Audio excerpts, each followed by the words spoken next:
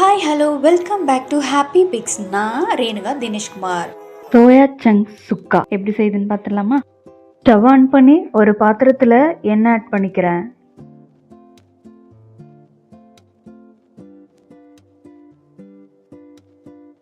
எண்ணெய் சூடானதும் சோம்பு 1/2 ஸ்பூன் ஆட் பண்ணுறேன். சோம்பு பொரிஞ்சு வந்ததும் ஒரு பெரிய வெங்காயத்தை பொடியாக கட் பண்ணி அதை சேர்த்துக்கிறேன்.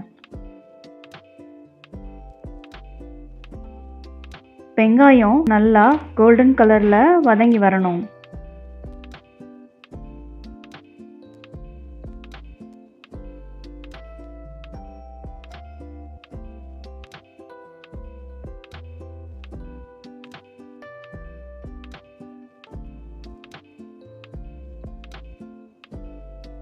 ஒரு பெரிய சைஸ் தக்காளியை பொடியாக கட் பண்ணி சேர்க்குறேன்.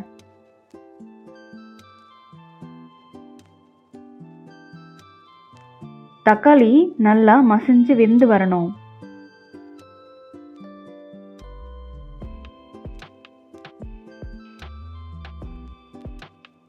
உப்பு ஆட் பண்ணிக்கிறேன். நல்லா தக்காளியும் வெங்காயமும் நல்லா மசிஞ்சு ஒன்றா வந்ததுக்கப்புறமா நம்ம மசாலாஸ்லாம் ஆட் பண்ணிடலாம். இதுக்கு 1 ஸ்பூன் மல்லித்தூள், 1/2 ஸ்பூன் மிளகாய்த்தூள், 1/2 ஸ்பூன் கரம் மசாலா, 1/4 ஸ்பூன் மஞ்சத்தூள்.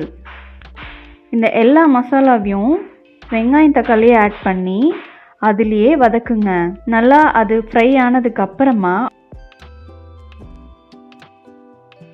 ஒரு 1/2 டம்ளர் தண்ணி ஆட் பண்ணிக்கிறேன். இப்போது இந்த மசாலாவோட பச்சை வாடை போகிற வரைக்கும் அதை நல்லா வதக்குங்க. எண்ணெய் நல்லா அதுலேருந்து பிரிஞ்சு வரட்டும்.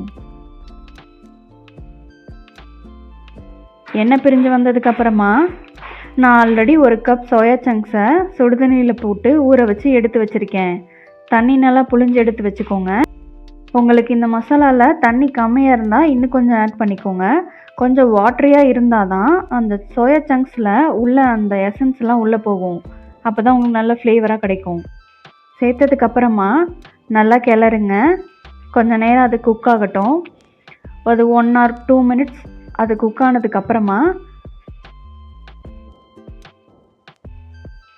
கருவேப்பிலை கொத்தமல்லியை பொடியாக கட் பண்ணி சேர்த்துக்கிறேன். கொஞ்சம் முன்னாடியே போட்டால் அதோடய ஃப்ளேவர்ஸ் நல்லாவே இறங்கும். அதுக்காக நான் முன்னாடியே ஆட் பண்ணுறேன். உங்களுக்கு இந்த இடத்துல வேணும்னா நீங்கள் புதினா கூட ஆட் பண்ணிக்கலாம். இது 1 நிமிஷம் இன்னும் வதங்கட்டும். இப்போது இது ரெடி ஆயிடுச்சு. இதுக்கப்புறம் லாஸ்ட்டாக நம்ம ஒரு 2 மசாலா சேர்க்க போகிறோம். கொஞ்சம் சீரகத்தூள், கொஞ்சம் மிளகுத்தூள். இது 2 ஆட் பண்ணி ஒரு 1 நிமிஷம் கிளறிட்டு அடுப்பு ஆஃப் பண்ணிவிடுங்க. அவ்வளோதான், ரெடி ஆகிடுச்சு. இதே மெத்தடில் நீங்கள் சிக்கன் பண்ணலாம், மஷ்ரூம் பண்ணலாம். ரொம்பவே டேஸ்ட்டாக இருக்கும். ட்ரை பண்ணி பாருங்கள். உங்களுக்கு ஸ்பைஸியாக வேணுன்னா இன்னும் கொஞ்சம் நீங்கள் மசாலாஸ்லாம் இன்க்ரீஸ் பண்ணிக்கோங்க. நான் கம்மியாக தான் சாப்பிடுவேன், அதனால நான் கம்மியாக போட்டு செய்கிறேன். உங்களுக்கு எப்படி தேவையோ அது மாதிரி செஞ்சுக்கோங்க. ஓகே பாய், நெக்ஸ்ட் வீடியோவில் பார்க்கலாம். என் வீடியோ பிடிச்சிருந்தா லைக் அண்ட் ஷேர் பண்ணுங்கள். என் சேனலை சப்ஸ்கிரைப் பண்ண மறந்துடாதீங்க.